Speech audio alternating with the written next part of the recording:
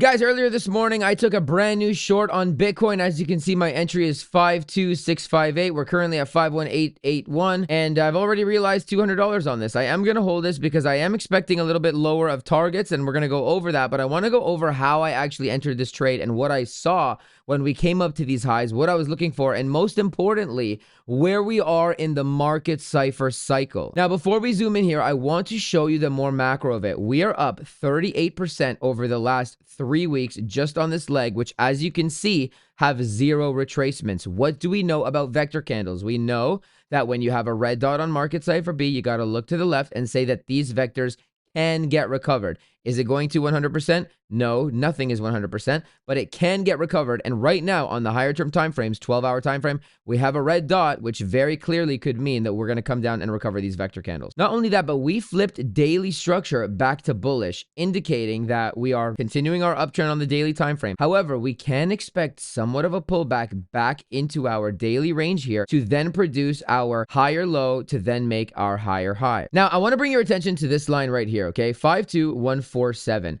This line was a previous market high, okay? A very important level, aka there is liquidity up above this level, which market makers can attack. All right, so dropping down on the 4-hour now, we can see very clearly we did have some resistance at this 3-day order block, and we were saying that, okay, price was struggling to close above, give or take $50,000, and once it did, we could expect a pretty significant move to the upside, and that's exactly what we had since that point. We are now up, give or take 5%. Decent move. Now, we had this number in mind throughout the entirety of the move up. And guys, when we get close to a very important macro liquidity high, as we did here, we need to be paying attention to where we can reject from, and we need to be paying attention to a potential swing failure pattern. And like I said, on the daily time frame right now, we are currently printing a swing failure pattern that will confirm in 4 hours and 35 minutes. Okay, so if this candle closes below 52147, it will confirm as an SFP on the daily candle, and this is not a bullish looking candle. In addition to that, remember,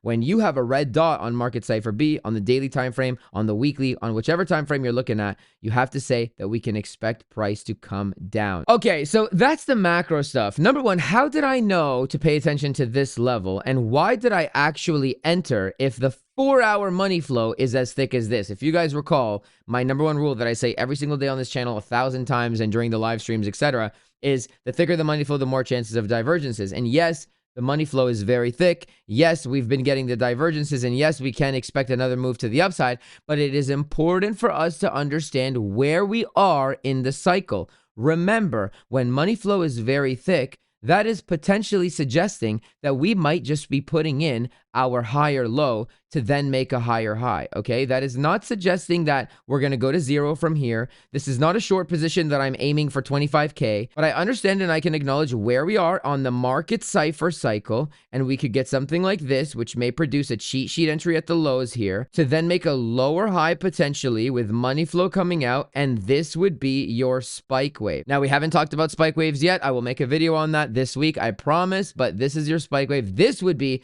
the significant wave. If this market cipher pattern sort of thing played out here, this would be the wave that you are looking to potentially giga short. So potentially what I'm looking at right now is to have somewhat of a retracement down to put in a higher low, potentially at 49.5, which we're going to talk about here in a few minutes, or potentially lower. There is a scenario where we may come lower as well, and that would be completely fine, to then make, for example, our higher high, indicating our spike wave here if money flow is coming down. And this is the point where we would be potentially at our, let's just say, quarterly top, for example, because we know on the macro, we are very overextended. We know that the price cannot go up forever, and we know that eventually we are due for a retracement. So we are trying to front run that retracement. So now, how did I identify this resistance zone that we rejected perfectly off of, and how was I so confident to be able to let my VIP members know in the Discord ahead of time what I wanted to see on market cipher on the 30-minute time frame, which absolutely played out, and then go as far as letting them know that I was taking the trade because of what I was seeing on market cipher? Okay, so let's start with how I found this block. Remember, whenever there is strong liquidity levels, especially over a long-term period. This liquidity line was from last year. So when we have a strong liquidity line like this, we assume that traders are going to breakout trade, okay? We know sentiment across the board is super, super bullish. We know that I've been getting hate for being a little bit more cautious than I am bullish, and I'm not here saying Bitcoin's going to make new all-time highs this week or this month or this in the next by the halving or whatever the case is. Sentiment is very bullish across the board. We know that people are buying irresponsibly, or so it seems, at least on my news feeds. And so when you have a plan and when you're able to identify these key zones in advance, they can be very beneficial to you. And as soon as we see a line like this, we need to say we may SFP it. So even though we did not SFP it on the 30-minute time frame, do we care about the 30-minute time frame if this high was a high from December of 2021? Absolutely not.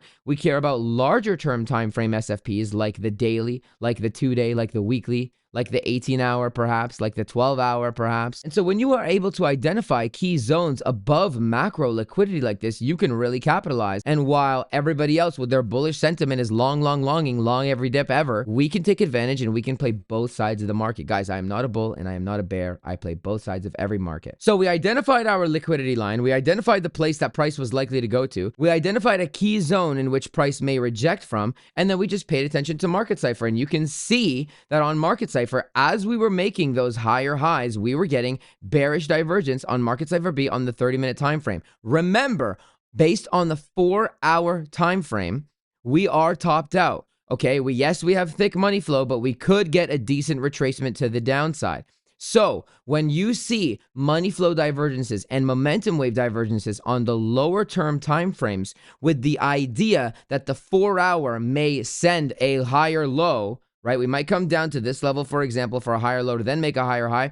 We need to say, all right, objectively speaking, this is above liquidity. Objectively speaking, the entire market is super bullish. We can take the short and we can target some of this liquidity that market makers have not been attacking this entire way up. On the 15-minute as well, we had money flow coming out. We had momentum waves coming out. Look at this huge money flow divergence over time. We've been diverging this entire range up here, which very much so looks like a manipulated range because it was at a macro resistance. You could even see on the 3-minute time frame that while money is clearly coming out, the momentum waves are coming out very clearly, we still put in yet another divergence. And so this was a short every day of the week. But not only that, guys, I want to bring your attention to vector candles, okay? If you don't use vector candles, you're missing out. It's an indicator called Traders Reality Main, okay? Just type Traders Reality and it'll come up. Shouts out to Tino from Traders Reality. Hopefully one day I can get a collab. But one of my number one rules when it comes to market cipher, or whenever you see a red dot, you got to look to the left and say that those vectors can get recovered. On top of the fact that we had money flow diverging, momentum waves diverging, we had a key level above here. We are expecting potentially a daily SFP to come down below 52147. All of these confluences, we can also say that we have a very fast move, which is seemingly out of nowhere, which is exactly what vector candles are, into that key level, producing our red dot on market cipher B. We got to look to the left and say those vectors can get recovered, and down we go. And these vectors, remember guys, are market makers limit shorting. They are building their shorts into your sentiment. Remember, right now, retail sentiment is, oh my goodness, why are you talking about anything below 50K? You're an idiot. You're a giga bear, whatever. But in reality, we need to just take a step back, look at market cipher for what it's showing, look at the market for what it's showing, pay attention to our key levels, don't get distracted by the thumbnails and the headlines and the 100K and the 6 million K or whatever else. And we need to say objectively that we're in resistance. We have a macro SFP level that we could very clearly SFP here in 4 hours when the daily candle closes. And so when we see the signs on market cipher B, we're going to take the shot because at this point, everything was suggesting that we were going to come down. And that's why I ended up taking the short. All right, so now how do you identify money flow so clearly? How do I have extra confidence? I want you guys to start identifying your money flow, not only locally within your 1, 2, 3 taps, but also over time, okay? So you could see over time here very clearly, we're on the 30-minute time frame. For the past week or so, we have been diverging with money flow. So not only are we getting momentum wave divergences consistently, but we are getting very clear money flow divergences over time here on the 30-minute time frame. A lot of people say that you can't draw the line through the waves. You absolutely can, because we are essentially looking at market cipher on a higher term time frame when we do this.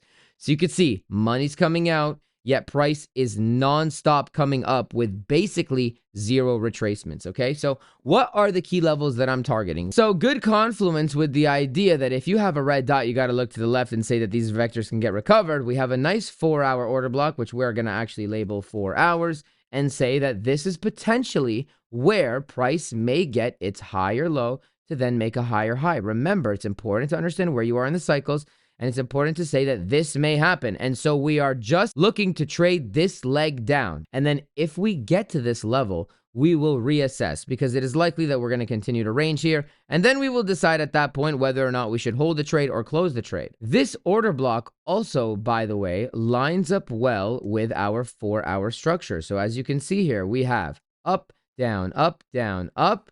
And so if we were going to maintain this bullish bias, we can come in and put the higher low here and then make a higher high. This would be in line with our 4-hour structure. It would be a beautiful trade. I absolutely am going to put alerts here once I figure out how to fix my TradingView alerts.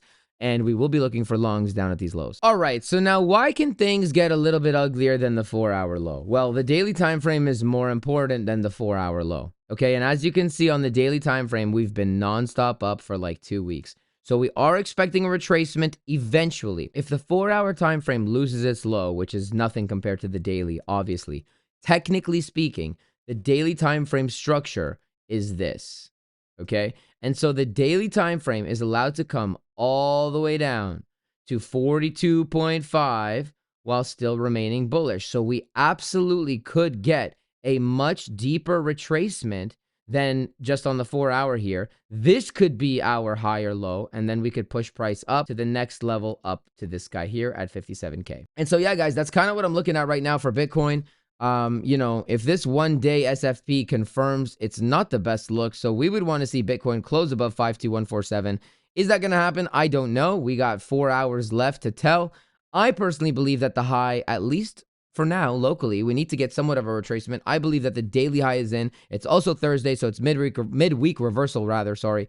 And, you know, that's it. We're going to continue to play the range. We are aware that this vector candle can come and get recovered, right? We are aware that they could come and mitigate this 1-hour order block up here. We are aware that above that order block, we have a daily order block up here at 57. And by the way, let me just add that if we can make it up to 57,000, this is where I'm going to be looking for giga shorts, because we got macro levels here. We got a macro daily order block. We got a 786 up here. We have a 3-year value area high up here. We got naked points of controls up here, naked weekly, naked monthly. And so we got a lot of confluence in this daily order block up here. And if it happens, I will absolutely look to short it. But for now, I am expecting at least to come down and take potentially 51. I want to see us come down and take these guys down here. Potentially, we could long it back up from 49.5. Maybe we hit the 1-hour order block. Maybe we hit the daily order block. Maybe we come up one more time, hit the hourly order block, and then roll over. But I don't think that's going to happen. Anyways, that's all I got for you guys now. We'll see how the trade plays out. I will keep you updated probably on tomorrow's live stream, because I do expect some volatility later today or tomorrow. I think we got news and stuff as well. So we'll see how it goes. But I'll keep you guys updated. By the way, huge shout out to the sponsor, Market Cypher, guys. If you are interested in purchasing Market Cypher, it is the only oscillator that I use. You can use the discount code Trader Geo, and you can click the link in the description to purchase Market Cypher. And if you purchase Market Cypher for life, you get 1 year free access to my VIP section, which, as you saw earlier in the video, I gave the trade setup in advance. Stay disciplined, and that's curtains.